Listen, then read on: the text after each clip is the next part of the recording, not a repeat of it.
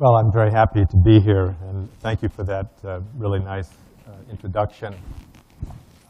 I am feeling somewhat old because I was interviewed by two people already who were born after 1985, which is when I got my visa to come to South Korea, thanks to Kim Dae-jung, and haven't had a problem with a visa since. Today I want to discuss two tendencies in American foreign relations.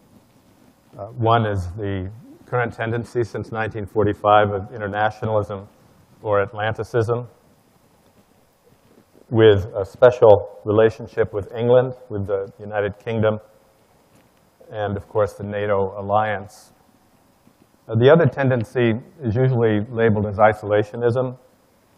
I would call that provincialism, or in the 19th century, continentalism. I don't mean by provincialism stupidity or ignorance. I mean that for most Americans, foreign affairs is an abstraction. Even foreign travel is rare. Only about 35% of Americans possess a passport, and they use it often to go to Mexico or Canada or the Caribbean. Only 4% of Americans are frequent travelers to the rest of the world. If you have been following the American presidential campaign, Gary Jacobson, a libertarian candidate, did not know what Aleppo was when he was asked by a reporter.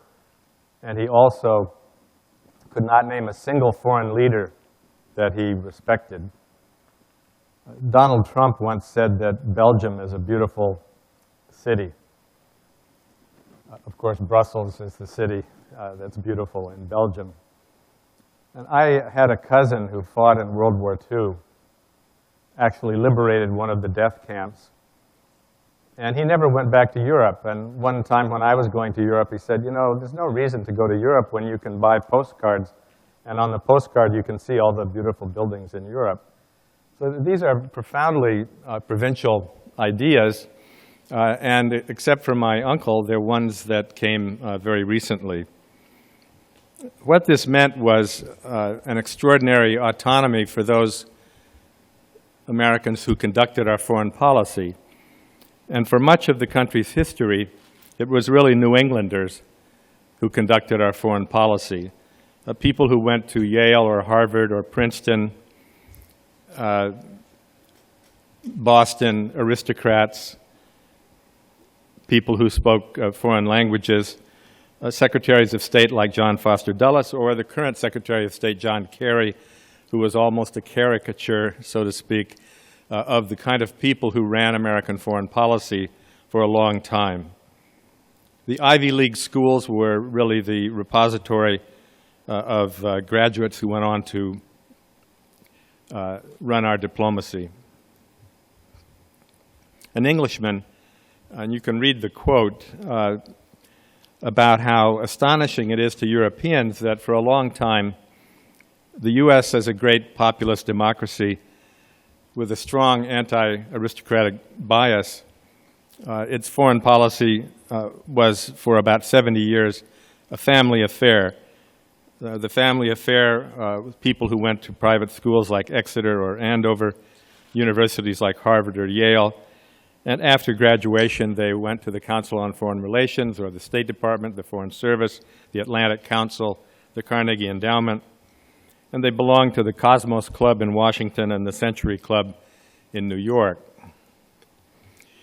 The worldview of these folks who ran American diplomacy is represented in this cover from the New Yorker magazine, looking from New York to the west, that after the Hudson River, there's really nothing to pay much attention to.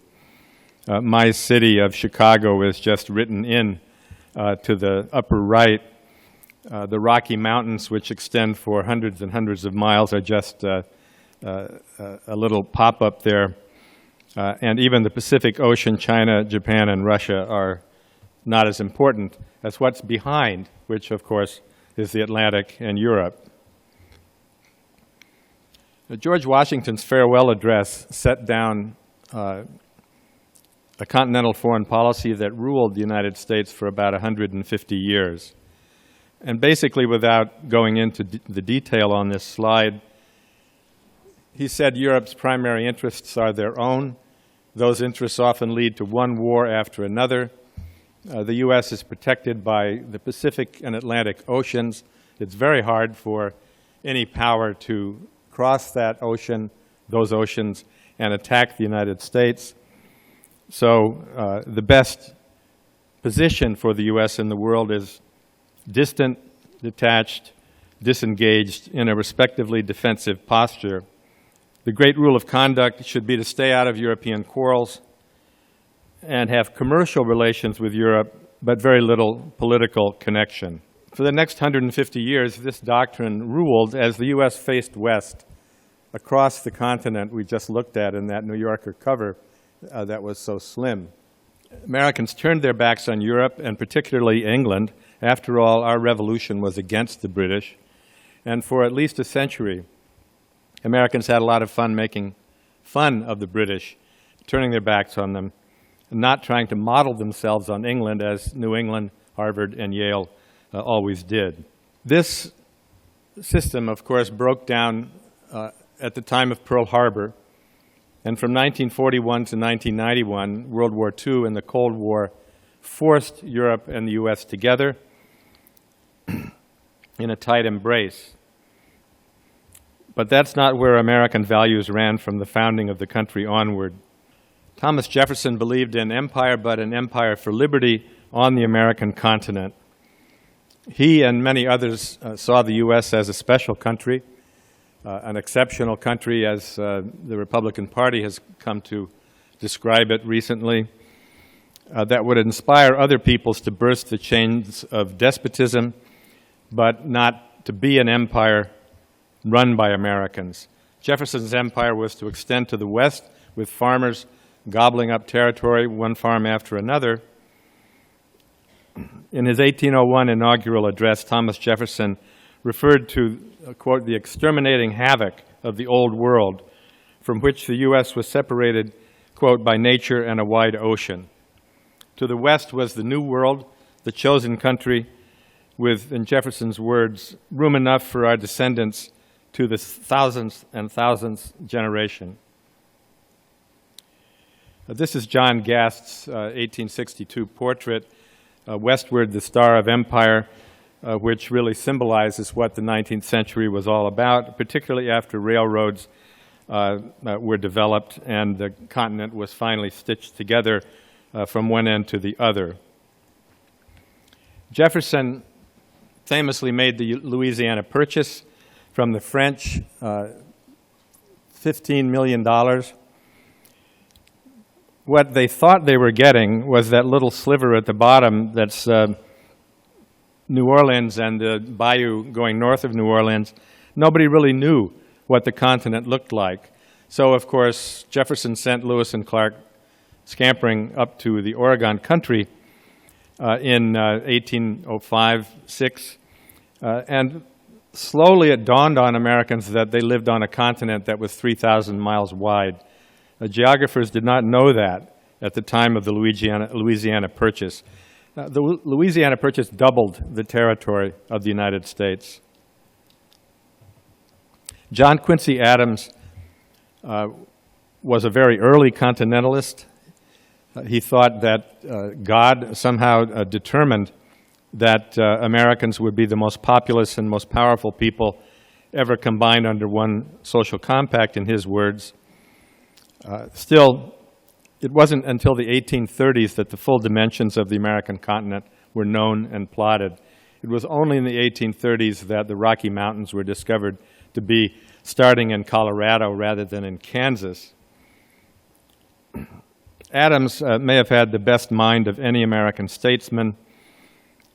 In his celebrated Independence Day address in 1821, he spoke of the revolutionary nature of the United States, its independence, its principles, tenets which were simultaneously the undoing of the rest of the world.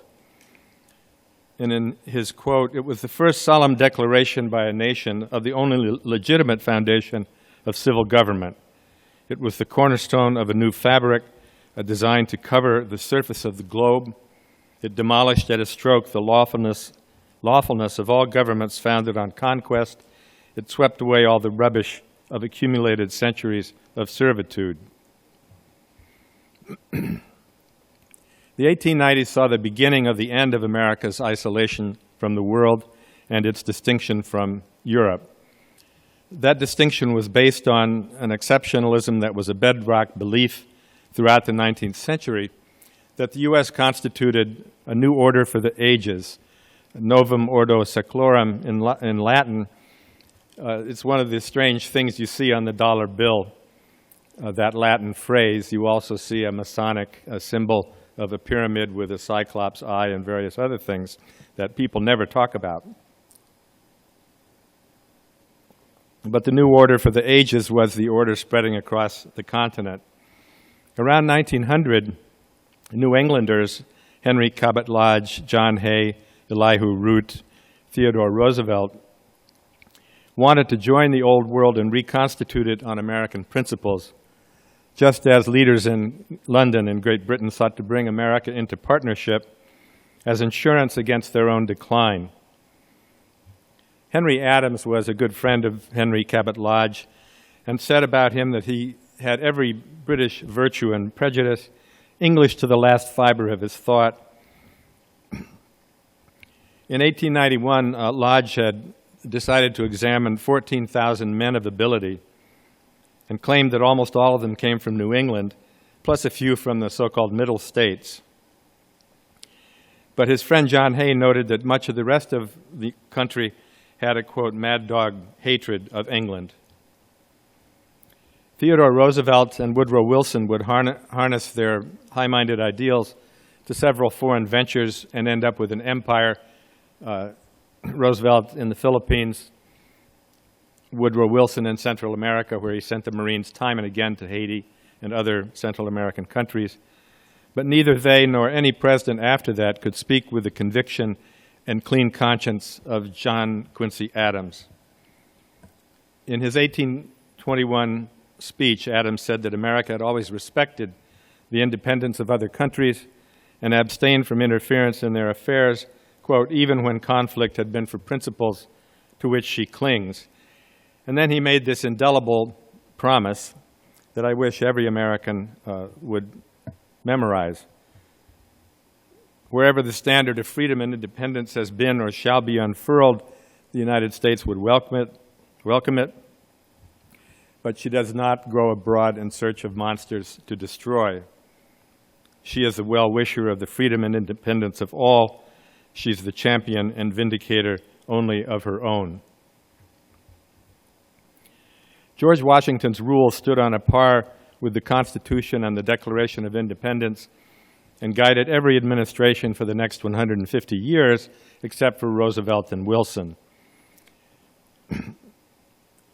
During the interwar period between World War I and World War II, the U.S. was self-consciously isolationist, and part of the reason was the national market was still not completely developed. The West Coast, the Pacific Coast, was largely outside particularly the industrial development of the United States. And so isolationists, provincialists argued that the ideal of a self-contained westward-facing America, one that cultivated its own garden, the largest national market in the world, should still be the general direction of the United States. New England and the Atlanticism of New England were still a regional and a minority phenomenon before Pearl Harbor. I'm going to go through this a bit quickly, but I think it's funny to realize that not only did people not know, Americans didn't know they lived on a continent, but they didn't know that California was part of that continent. For 250 years, California was thought to be an island. This is a 1616 map done by as a result of Spanish explorations. Here it is up closer. No one could find California for 300 years. Meanwhile, when California finally joined the Union after the gold rush in the beginning in 1849, it's like adding an Italy or a France to the United States because California's gross domestic product is usually around the level of Italy's or France's. This is James Polk, a president that most Americans have never heard of. He was really the Bismarck of the United States. He started a war with Mexico that lasted for 2 years, and after that war was over, which the U.S. won, Polk dismantled Mexico, brought it into the United States. Texas, which had declared independence, California, which had declared independence, soon joined the United States, and now the Pacific Ocean was the next frontier for Polk, who campaigned on bringing California into the Union in 1844. 5 years later, Commodore Perry arrives in Japan. This was Spanish territory before the war. Here it is in more detail. And of course, the Pacific beckoned from California. That's why Commodore Perry and his black ships went to Japan. By 1898, the U.S. had annexed the Hawaiian Islands in the middle of the Pacific. Secretary of State Seward had bought Alaska for $7 million, which was thought to be not a bargain, but a folly, a stupid thing to spend money on. But what Alaska did was cap the North Pacific with Hawaii in the center so that eventually Pearl Harbor developed as a great naval base. And the commander of Pacific Forces, CINCPAC, the American commander of Pacific Forces, still sits in Pearl Harbor, and his command allegedly controls 52% of the Earth's surface. So no ocean has ever been dominated in the way that the Pacific has been dominated by the United States, although that, of course, didn't come until after Pearl Harbor. There's Commodore Perry arriving in Yokohama. These are Chinese going the other way for the gold rush. Chinese were early American pioneers in 1849 and were mercilessly discriminated against in the West and California for many decades after, but they made a huge contribution to building the West, not just with the gold rush, but working on railroads and so on. This is a mural of the American-Filipino War, when the U.S. first acquired an empire. When the World Depression came after the crash in 1929, the collapse of the world economy, the rise of fascism in Germany and Italy, it really concentrated the minds of continentalists of that era. I have a book called America Self-Contained by Samuel Crowther. My grandmother's name was Lois Crowther, and I found out later that she was a cousin of Samuel Crowther, who was a publicist for Henry Ford. And basically, in this slide and the next slide, you can see that he lays out principles of isolation that are very similar to those that Donald Trump has laid out, without necessarily calling it isolationism. We need to shape our own destiny. We don't need to get involved in the old system of world economy. The logic of the system of world economy ends up with a world superstate with a planned economy under code words like economic interdependence. It's very interesting to see the term economic interdependence being denounced or being used so early in a denunciation of isolationism. Crowther identified internationalism in the New Deal with a dying old order, an Anglophile foreign policy, and a state meddling in the economy in the wrong way, mainly to redistribute wealth.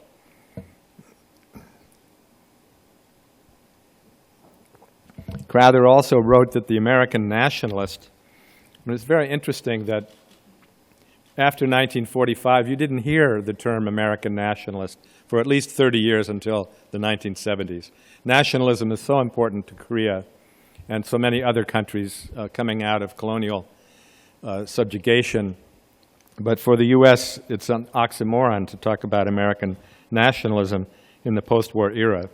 Anyway, Crowther said that the American nationalist was always made to seem the boorish provincial instead of the patriot, while free traders let foreigners cavort without an admissions fee in the largest market in the world. So he wanted America first, America for the Americans, securing the interior national market against all events, fluctuations of prices, and so on. He didn't think we needed to import anything. It's important to understand that American industry at this time was very productive, the most productive in the world. 90% of it went to the home market, and only 10% of all the export, all the production of the American industrial economy went abroad for export. He also saw the U.S. as a late developer that had to use import substitution in industries like glass and tin and steel with high tariffs. Otherwise, these industries couldn't get a start, quite similar to South Korea's import substitution in the 1950s. There was a magazine published from 1925 to 1960 called the National Republic, not the New Republic or the National Review, two very prominent magazines today. It added to the economic concerns of isolationism and American nationalism, anti-communism, and a lot of racism, opposition to immigration.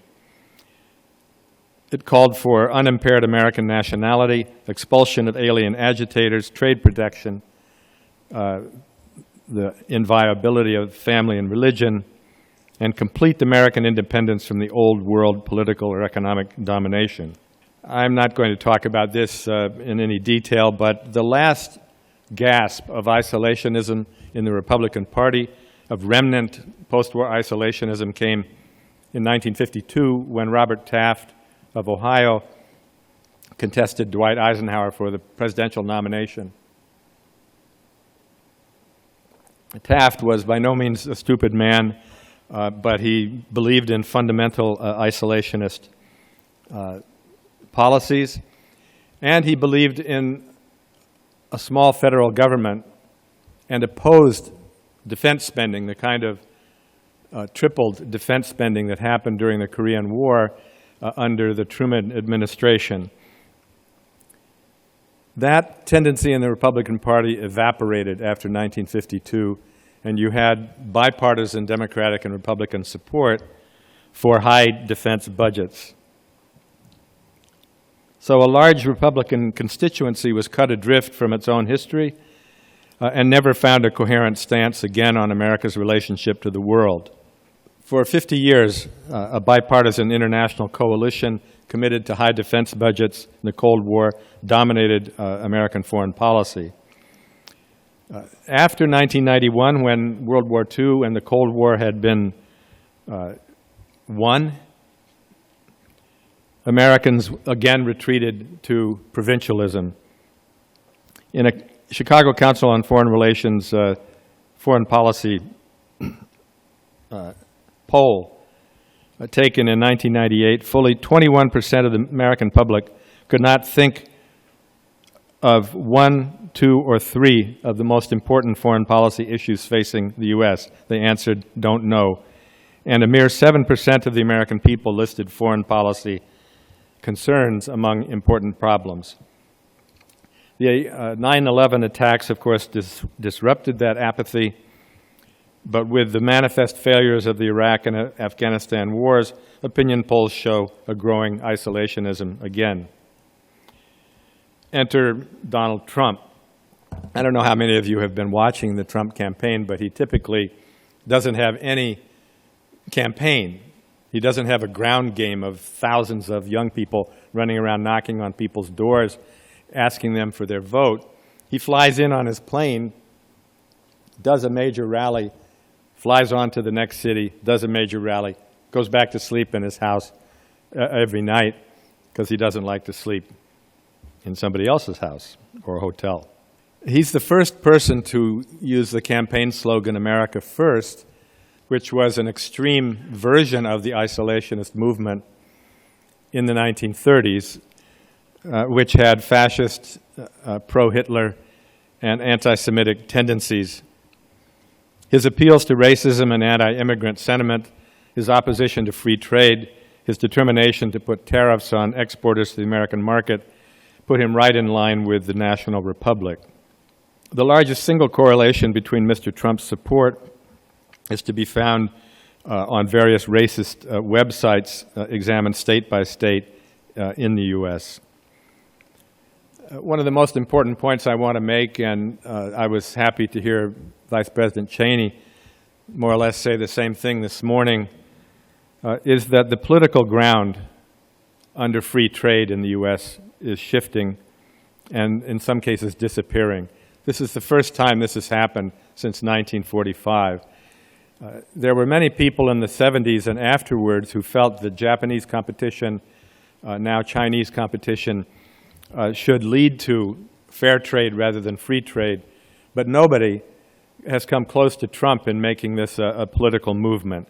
It's also pushed Hillary Clinton to oppose the Trans-Pacific Partnership and to have a nuanced, if not oppositional position on free trade.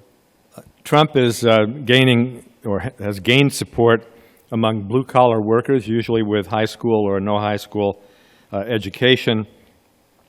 But one of the, I think, the more interesting victories that he had during the primary campaign is that he won 49% of the Republican vote in the most liberal state in the country, Massachusetts. Now, most Americans are, this I think is crazy to Koreans, but most Americans are unaware of the vast extent of the American military-based structures around the world. We have more than 900 bases.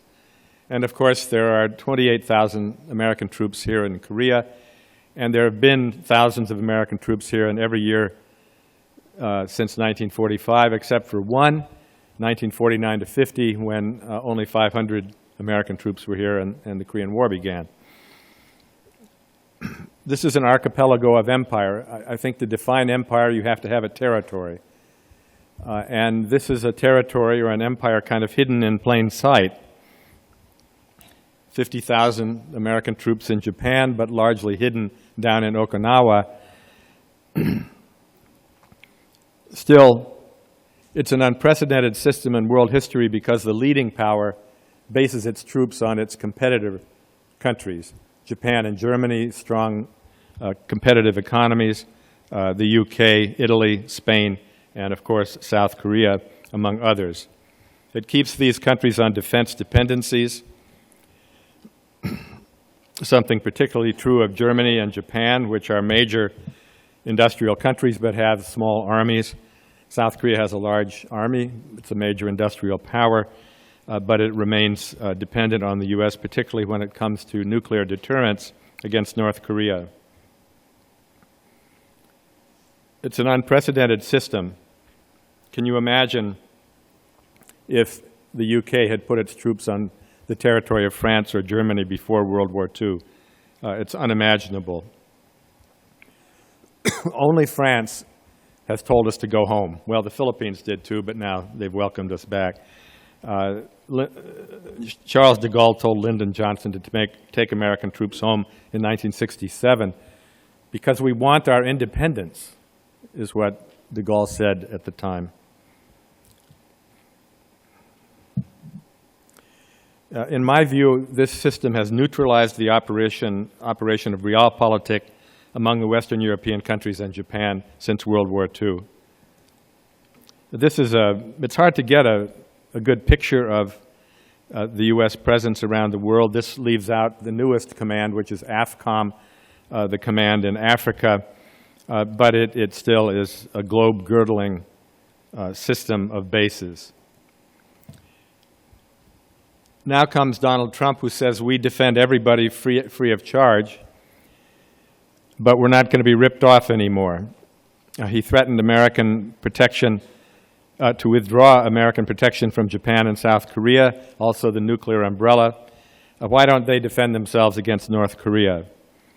He wants to renegotiate security pacts with these and other countries, get them to pay their way. He doesn't seem to know that 55% of the cost of American bases is borne by South Korea, and at least an equal amount in Japan. He said that Saudi Arabia, too, if they were without the cloak of American protection, they wouldn't be around anymore. NATO is unfair economically. When the New York Times asked him, "Are you an isolationist?" he said, "No, I'm an America firster." Now, I have to admit, it's difficult for any of us to know what Donald Trump really thinks, let alone what he would actually do as president. If he actually tried to implement these policies of withdrawing support from our allies, from NATO, bringing our troops home, he would face an enormous opposition from the Pentagon and the State Department and a lot of other interests, especially the military-industrial complex. Frank Rich, who is one of my favorite American journalists, wrote that Trump is too lazy to be a real fascist, and he switches his positions time and again without rationale or justification. He might, as president, end up like Barack Obama, deciding not to do stupid stuff, in other words, not to intervene in Syria, to withdraw troops from failed wars in Afghanistan and Iraq, so on and so forth. I don't think Trump is going to win the presidency, but I did think he was going to get the Republican nomination. I predicted that correctly. I don't think he's going to win the presidency, but one of the big problems, and we can discuss this right away in the question and answer period, only 54% of Americans voted in the last presidential election. That means 46% did not vote. And a lot of those people are registering to vote for the first time, and they're likely to be Trump supporters. And they're not counted in a lot of the polls because the polls often try to only count likely voters. But even if Trump loses, as Vice President Cheney said this morning, the body politic of the United States is tired of losing wars or not being able to win wars. Actually, the U.S. hasn't been able to win 4 out of 5 big wars since 1945, so this is not a new tendency. Stalemate in Korea, loss in Vietnam, 1 win in the Persian Gulf War, probably a loss in Iraq and Afghanistan, but we don't know that yet. So, falling support for free trade, disgust for endless inconclusive wars, and above all, a dread of more terrorist incidents or attacks.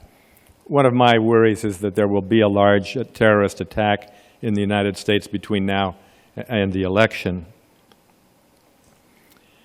None of us knows what will happen tomorrow, let alone on November 8th, but we do have the grist for a lively discussion. And I thank you very much for your attention.